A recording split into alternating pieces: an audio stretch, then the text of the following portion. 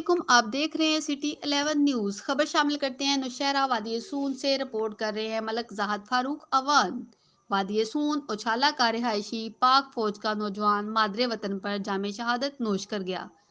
ملک محمد ایوب وزیرستان میں دہشت گردی کے ساتھ مقابلہ میں بہادری سے لڑتے ہوئے شہید ہو گئے۔